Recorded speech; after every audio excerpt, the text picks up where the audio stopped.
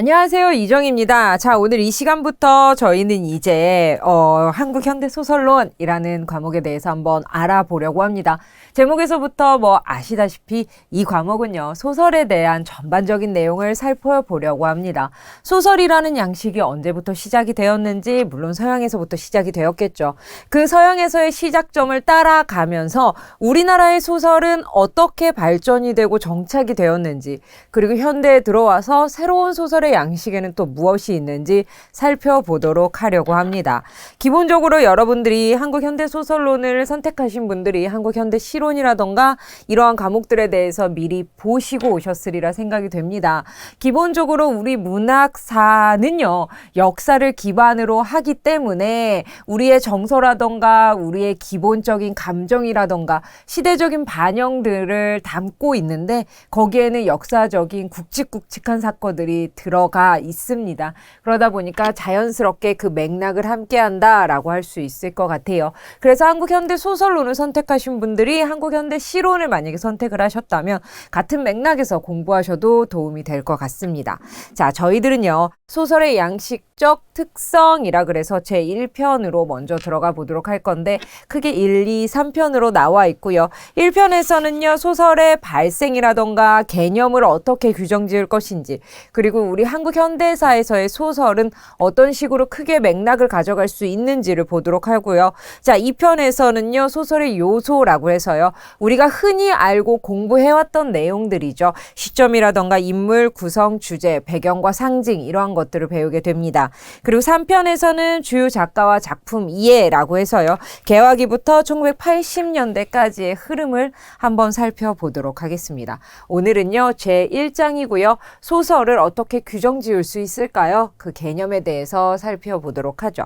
자, 단원의 개요와 출제 경향 및 수험 대책 나와 있습니다. 단원의 개요 보시면요, 그리고 출제 경향 및 수험 대책, 이 부분은 여러분들 꼭 살펴보고 넘어가 주셔야 됩니다. 왜 그러냐면 어떻게 우리 책이 구성이 되어 있고 어떠한 의미로 이렇게 구성이 되어 있는지 바로 출제 경향과 맞물려서 되어 있거든요. 그 내용들 꼭 살펴봐 주시면 될 것 같아요. 이 단원에서는 소설의 명칭과 개념, 소설을 일컫는 용어인 픽션이라던가 로맨스, 노블의 개념에 대해서 살펴보도록 할 겁니다. 근대 소설의 성립 시기와 그 특징, 근대 소설의 발전에 어떠한 도움을 주었는지, 근대 소설의 기원과 발생 등에 대해서 묻는 소설, 일반론적인 문제들이 출제될 수 있습니다.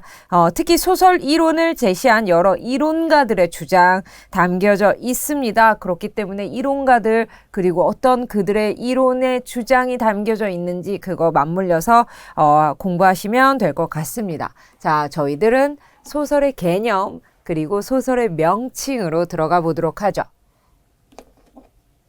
제가 OT에서도 말씀을 드렸다시피 우리 책에 굉장히 자세하게 그리고 설명이 되어 있습니다. 그렇기 때문에 여러분들은 저 만나러 오시기 전에 우선 정독을 한다라는 마음으로 쭉 한번 읽고 오시면 될 것 같고요. 저하고는요, 요점 정리한다라는 마음으로 정리하시면서 넘어가시면 될 것 같아요.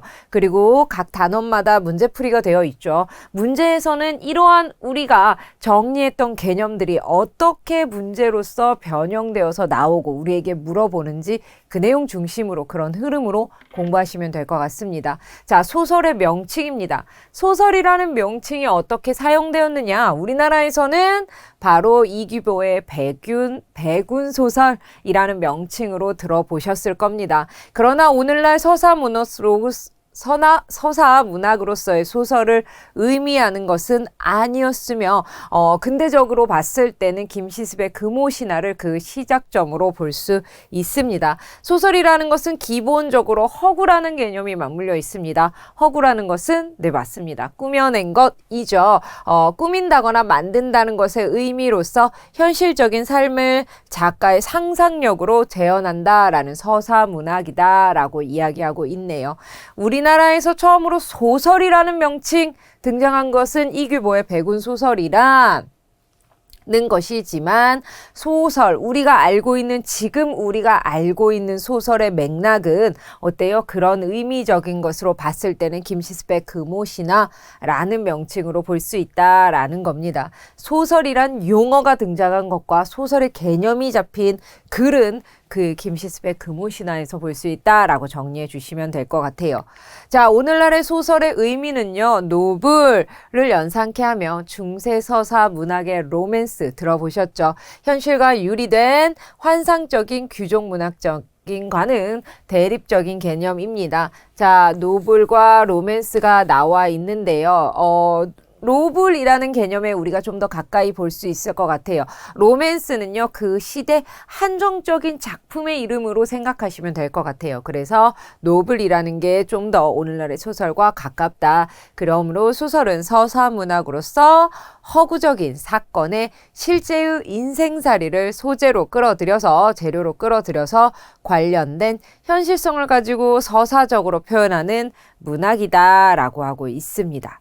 소설의 장르는 서사문학 또는 서술의 문학입니다. 그래서 노블, 픽션, 그 다음에 로맨스, 단편소설, 다양한 명칭들 포함되어 있고요. 이와 같이 소설이라는 이름으로 다양한 형태의 서사물을 모두 지칭하는 이유는 소설이 이 부분이 중요하네요. 하루아침에 나타난 것이 아니라 통시적으로 진화해온 무엇이다? 생성적 혼합체이기 때문이다. 이 부분이 중요합니다. 이 부분 꼭 정리해 주시면 될 것 같습니다. 저희는 그 다음으로 넘어가 볼게요. 자, 소설의 본질입니다. 자, 소설을 지칭하는 명칭으로는 스토리, 노블, 그 다음에 픽션 있는데 이러한 본질적 요소는 이야기적 측면과 허구적 측면에서 살펴볼 수 있습니다. 우리 교재에는 5가지 나와 있네요. 소설의 본질의 5가지. 이 부분 중요합니다. 먼저 서사성입니다. 서사성은요, 말 그대로 이야기의 줄거리를 가져야 한다는 소설의 특성입니다. 서사성은 말 그대로 이야기의 줄거리를 가져야 됩니다. 우리가 소설을 읽는 가장 큰 이유이기도 하죠. 소설의 특성이 바로 줄거리를 가져야 된다. 내용을 강조하면 산문, 기사 등으로, 서술하는 행위를 강조하면 심미적, 서사, 문학적 서사 등으로 국한해 정의합니다. 만약에 문학성이 없는 비언어적 서사물이나 비문학적 서사물은 서사 범주에서 제외된다라는 거라고 정리할 수 있을 것 같습니다. 첫 번째, 서사성은 이야기의 줄거리를 가져야 된다. 매개성 혹은 중개성이라고도 하는데요. 이 부분 중요합니다. 매개성은 서술자의 서술로 독자와 서사 속 인물이 연결되는 것을 의미합니다. 소설에서는요, 항상 서술자가 등장합니다. 사람일 수도 있고 아닐 수도 있죠. 그리고 서술자의 위치에 따라서 우리에게 전해지는 이야기, 줄거리가 더 가깝게, 더 멀게, 그리고 우리가 생각해야 될 것들이 더 많아질 수도 있고, 흐름에 따라서 쭉 연결될 만큼 쉽게 전개될 수도 있습니다. 이게 바로 서술자, 어떤 사람이 혹은 누가 어떤 위치에서 전달하느냐라는 매개성을 중심으로 볼 수 있습니다. 그래서 작가는 실제 작가가 소설을 쓰면서 만들어낸 제2의 작가이다라는 내포 작가라는 의미도 하나 알아두시면 좋을 것 같아요. 내포 작가이다라고 정리했고요.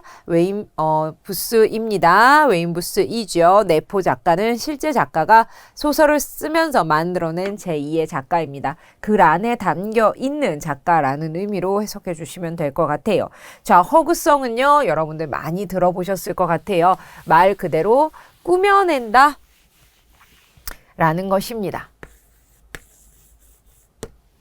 논픽션이 아닌 픽션으로 작가가 상상으로 꾸며낸 허구를 의미합니다. 가끔 말을 듣습니다. 허구라고 하면 꾸며낸 이야기, 조금 더 완곡하게 표현하자면 거짓이다 라고 할 수 있는데, 그것으로 과연 어떤 진실성을 꾸며낼 수 있느냐? 거기에 바로 진리가 담겨 있기 때문이죠. 가상의 현실을 만들어냄으로써 우리에게 이야기가 투영되고요. 거기에서 우리가 추구하고자 혹은 꿈꿔왔던 혹은 우리가 경계해야 될 진실이 담겨 있기 때문에 그 안에 진실성이 녹아있다라고 하는 겁니다. 허구성은 소설에서 가장 중요한 특성 중에 하나입니다. 가상의 공간으로 하여금 가상의 인물들이 꾸며내는 이야기로 하여금 우리에게 어떠한 메시지를 준다라는 것이 우리가 소설을 좋아하는 이유이기도 하고요. 우리가 소설을 찾는 이유이기도 하고요. 역사적으로 봤을 때 이렇게 소설이 긴 역사적 흐름을 갖고 있는 이유이기도 합니다.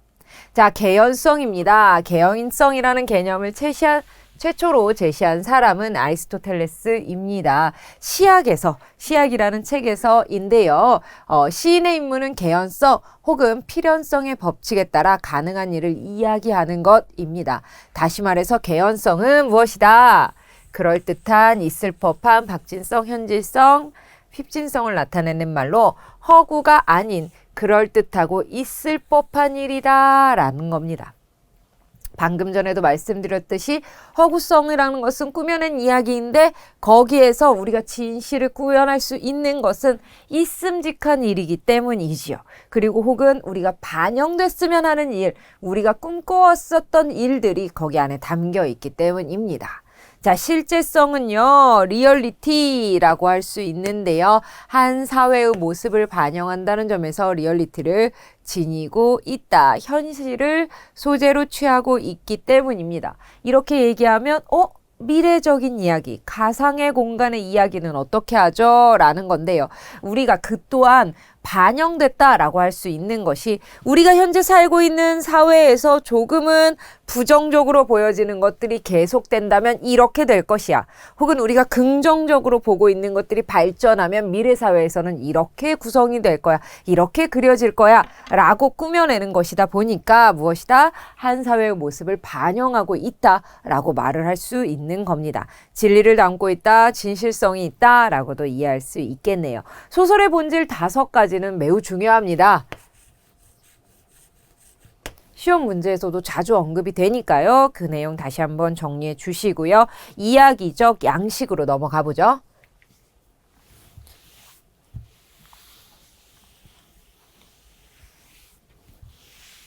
앞에서 우리가 봤던 특성과 연결 지을 수 있습니다. 서사성과 중개성인데요. 서사성이라는 것은 시에는 시적 화자가 등장하고요. 소설에는 서술자가 있습니다. 시적 화자는 서술자가 제재가 되는 일련의 사건을 독자에게 말해줍니다. 소설에서는요, 서술자가 때로는 매우 근접해서 독자에게 사건을 이야기할 때도 있고요. 때때로 거리를 유지할 때도 있는데요. 그 정도에 따라서 사뭇 달라집니다.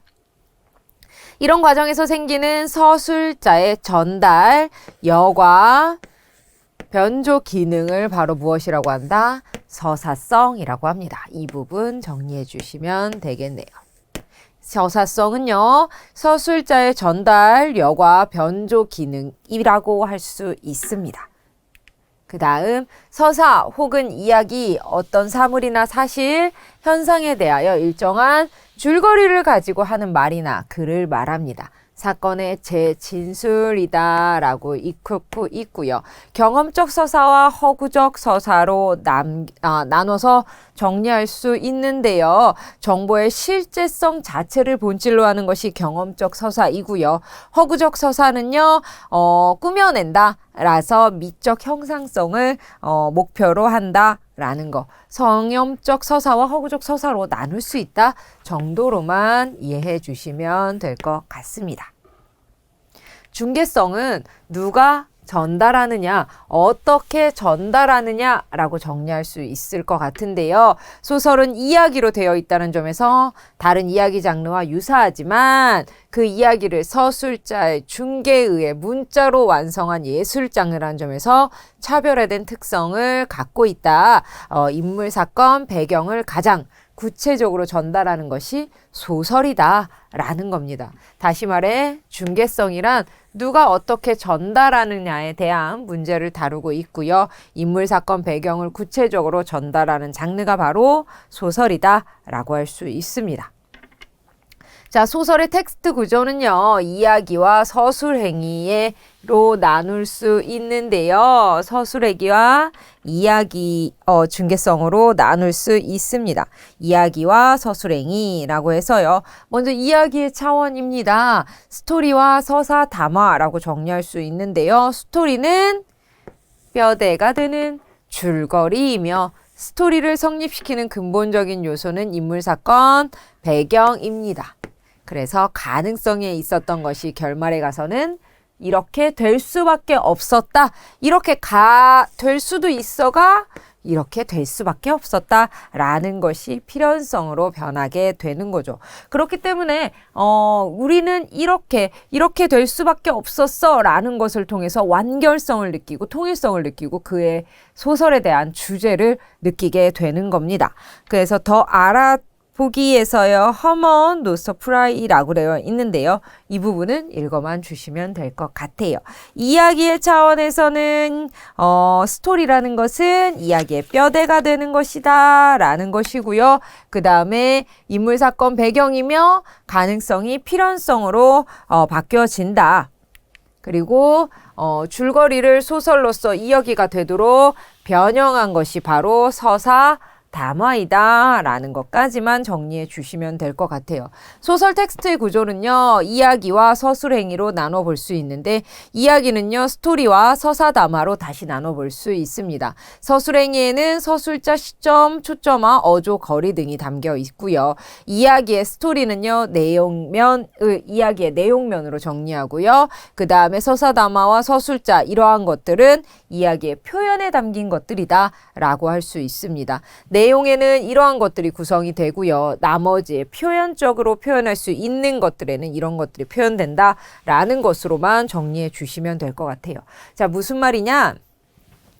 자, 이야기를 전달하는 것과 그 다음에 서술행위의 역할을 하는 걸로 우선 나눠볼 수 있다라는 것이 큰 국지이고요. 그 다음에 전체를 이야기로 봤을 때 내용 안에 들어가는 건 주제라던가 혹은 이러한 것들, 인물, 사건, 배경 이러한 것들이 담겨져 있고요. 그 다음에 어떤 서술자라던가 그 다음에 어조라던가 거리, 플롯, 구성 방법 등은 이야기의 표현적으로 어떻게 표현되었는가 그런 표현 구성, 표현 방식으로 정리할 수 있다라는 걸로 표로 정리해 놨다라는 거 알아두시면 될 것 같아요. 가끔은 이 표가 조금 어려울 때도 있거든요. 그러니까 표가 어떻게 구성되어 있는지, 어떻게 짜집기 되어 있는지 그 갈래를 잘 보시면 될 것 같습니다. 서술행위의 차원입니다. 서술행위, 소설의 텍스트 구조는 이야기와 서술행위로 나눌 수 있는데 그중 두 번째 서술행위는요. 서술자는 소설만이 가지는 특성으로 언어의 주체로서 존재하게 됩니다. 그래서 발신자를 통해 수신자에게 전달되는 소통의 과정이지요. 서술자에 따라 소설의 심미적 양상이 달라질 수 있으며 서술자의 위치에 따라 독자가 사건을 접하는 데도 제한을 받을 수 있다. 그래서 초점하라 라는 용어가 등장하는데요. 앞에서도 봤다시피 서술행위에 보면 시점과 초점화 그래서 우리가 같이 묶어놨는데 맥락으로 보면 약간의 미묘한 차이는 있지만 거의 같은 맥락에서 우리가 알아볼 수 있기 때문에 이걸 같은 위치 상상에서 적어놨거든요. 초점화라는 것은요. 주네트의 이론입니다. 이름이 나오면 꼭 알아두셔야 되겠죠. 텍스트의 인식 주체가 어떤 대상을 지각하여 인식하는 행위를 말한다라고 해서 초점화라고 더 알아두기에 나와 있는데요. 그 내용 보시면요. 초점화는 어떤 인물이 시점의 서술을 관점을 이끌어가는가와 누가 서술하는가를 구분하기 위한 용어입니다. 그래서 시점과 조금 맥락을 같이 할 수도 있습니다.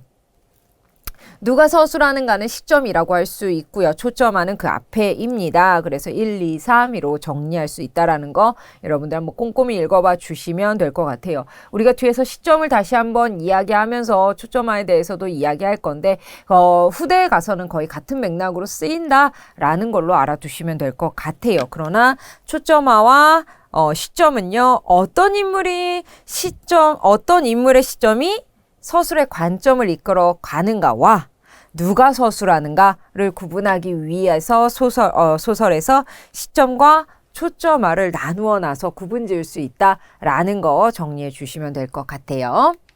자, 이야기의 경계입니다. 자, 액자 이야기와 삽입 이야기라고 되어 있는데 먼저 액자 소설은 여러분들 이 그림 많이 보셨죠?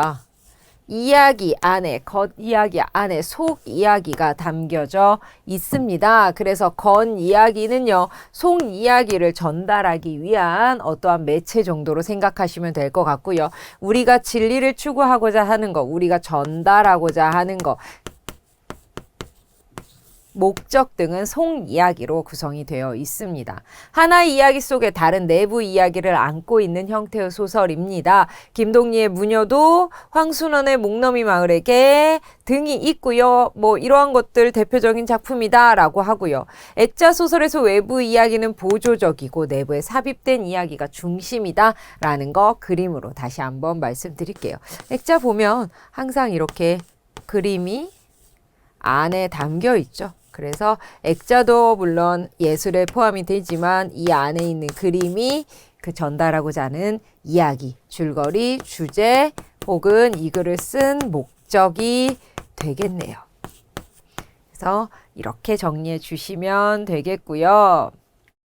보다 복잡한 형태의 액자 소설은요, 기존 액자 소설의 형태를 변형시킨 새로운 구조의 소설인데요. 내부 이야기 속에 또 다른 이야기가 들어가 있는 거.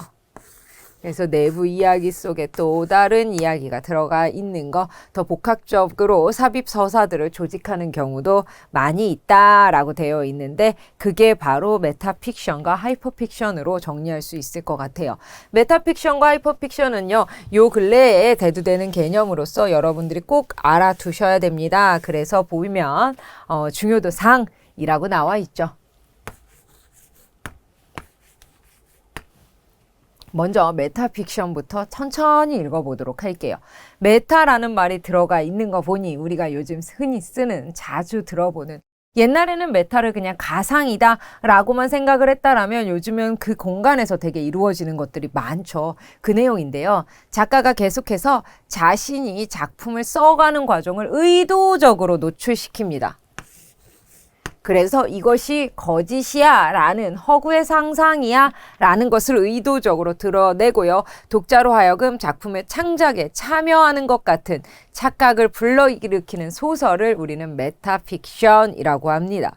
소설 제작 과정을 자체로 노출시키는 소설, 즉 소설 창작의 실제를 통하여 소설의 이론을 탐구하는 자의식적 경향의 소설을 우리는 메타픽션이라고 합니다. 일반 소설과 달리 이야기의 세계가 사실적으로 존재하고 있음을 부정합니다. 왜요? 앞에서 이것은 허구야 라는 걸 의도적으로 노출시킨다 라고 했죠. 그래서 독자로 하여금 창작에 참여하는 듯한 착각을 불러일으키게 합니다. 독자의 몰입을 방해하기도 하죠. 소설의 이야기가 허구임을 처음부터 드러내는 겁니다. 조금은 우리에게는 익숙하지 않은 소설의 양식이다라고 할 수 있을 것 같아요. 우리라면 이것이 완벽하게 허구야 라는 것을 잊을 정도로 구현해낸 소설을 리얼리티가 살아있어. 와, 이거 진짜 같아 라는 표현으로 사용하죠. 근데 그거와 전혀 별개로 오히려 우리의 몰입을 방해하면서 이게 허구야 라는 것을 의도적으로 나타내는 것을 바로 메타픽션이라고 합니다. 하이퍼픽션은요, 좀 더 생소합니다. 자, 스크린에 있는 단어를 마우스로 클릭해서 작가가 만들어 놓은 경로 중 하나를 선택합니다. 즉, 글 안에요. 이렇게 글이 있으면, 글이 쭉쭉 있으면 여기 안에 우리 왜 하이퍼링크라 그래서 하이퍼링크로 갈 수 있는 글은 약간 우리 특별하게 색깔로 표시되어 있죠. 이러한 장치가 숨겨져 있습니다. 그래서 클릭하면 다른 페이지로 다시 이동을 해서 읽어 나가는 거죠. 또 이리로 가면 뭐 이런 모양의 글, 이리로 가면 동그라미 모양의 글로 가게 됩니다. 그렇기 때문에 작가는 이러한 것들을 다 준비해 놔야 된다라는 거죠. 독자의 활동에 따라서 한 항목이 많은 항목과 연결되는 것을 하이퍼픽션이라고 합니다. 하이퍼링크를 통해서 우리 하이퍼링크 알고 계시죠? 글 안에서 누르면 바로 이동되는 거 통해 가능하므로 기존의 소설 양식이 가진 선형성을 파괴합니다. 그래서 다차원적으로 스토리를 재구성할 수 있는 장점이 있습니다. 스토리 세계를 이해하는 것보다 이야기 만들기의 유희를 즐기는데 목적이 있습니다. 요즘 근래에 들어와서 다시 한번 이렇게 인기를 끄는 것이 바로 메타픽션과 하이퍼픽션입니다. 그 중에서 하이퍼픽션이 요즘 많이 시도가 되는데요. 그래서 하이퍼픽션, 메타픽션을 약간 신문물의 상징으로 볼 수도 있습니다. 그런데 하이퍼픽션 같은 경우에는 아무래도 이것을 책으로 담아내기에는 조금 제약들이 많아서 어디까지 문학으로 봐야 될지 어디까지를 우리가 문학적 실험으로 느껴야 될지는 아직도 논의가 활발하게 진행되고 있다. 여러분들도 한번 기회가 된다면 하이퍼픽션에 해당하는 작품을 한번 읽어보시면 검색만 해보셔도 이걸 바로 하이퍼픽션이라고 하는구나 라고 하는 걸 바로 느끼실 수 있습니다. 웹소설을 좀 기반으로 한다라고 할 수 있을 것 같네요. 자, 허구의 양식입니다. 허구라는 것은 상상해낸, 가공해낸 이런 의미로 우리가 잘 알고 있는데요. 맞습니다. 현실과 허구의 관계는 유추적인 관계, 병립의 관계에 있다고 말할 수 있는데 허구란 말은 어원적으로는 모양을 빚어낸다, 꾸며낸다, 만들어낸다 라는 뜻을 지니고 있습니다. 따라서 현실에서 유추된 그럴듯한 이야기를 소설이라고 합니다.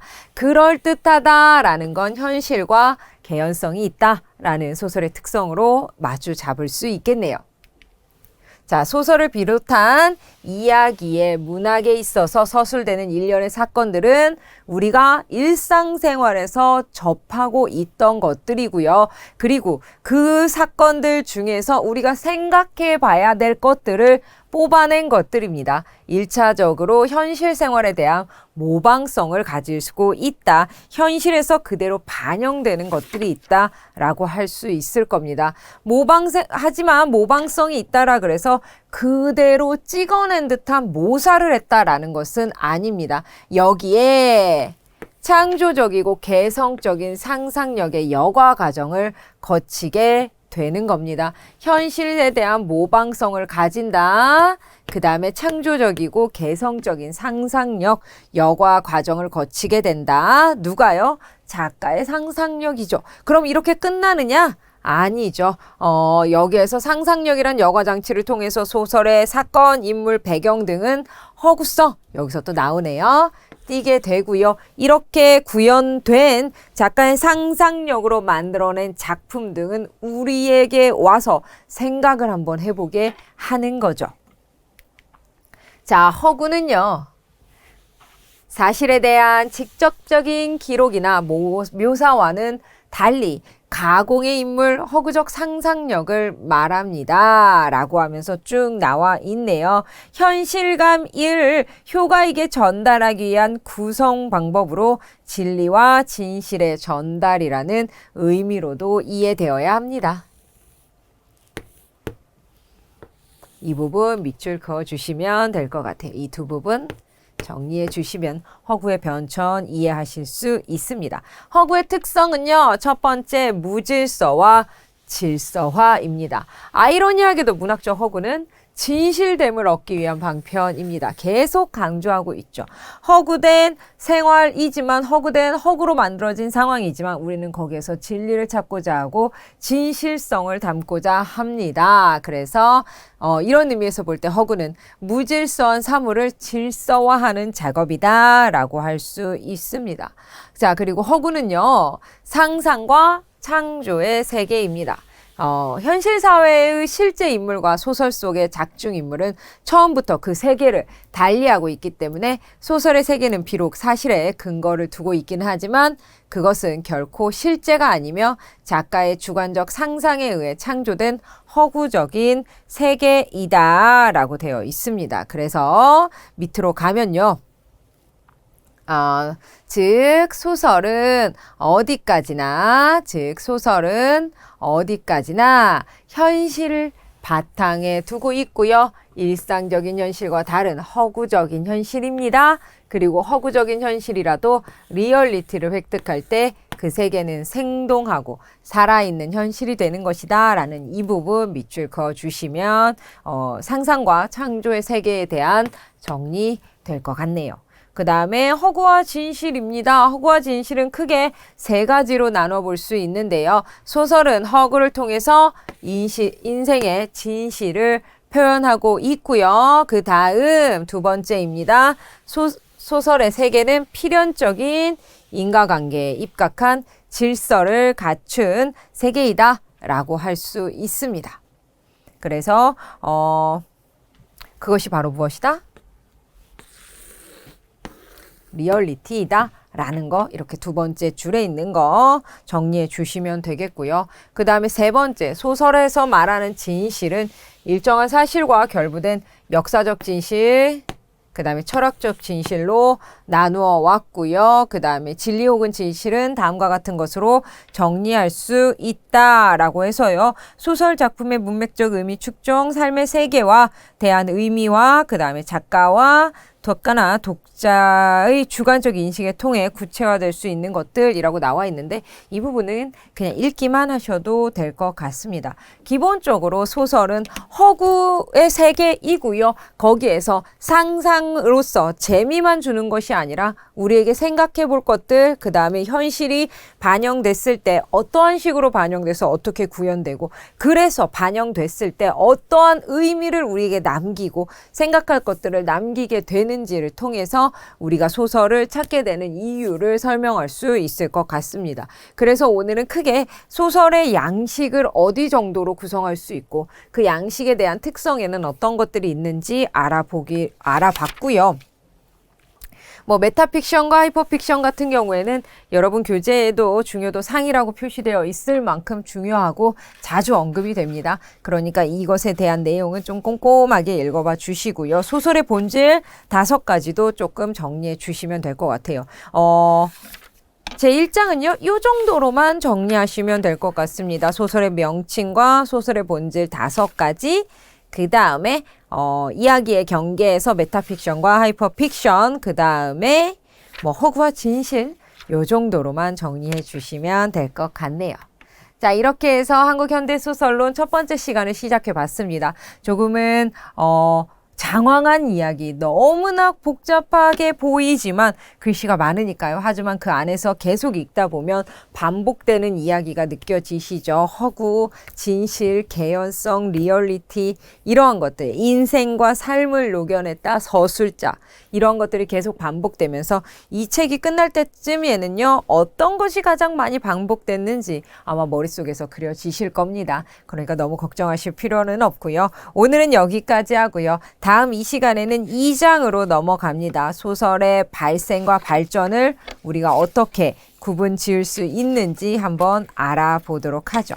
정리 잘 해주시고 읽고 오기 저하고 만나기 전에는 다른 예습은 필요 없고요. 그냥 쭉 정독하고 저하고서는 요점 정리한다 라는 마음으로 정리해 주시면 될 것 같습니다. 오늘 여기까지 하고요. 저희는 2장에서 만나 뵙도록 하죠. 여러분 고생 많으셨습니다.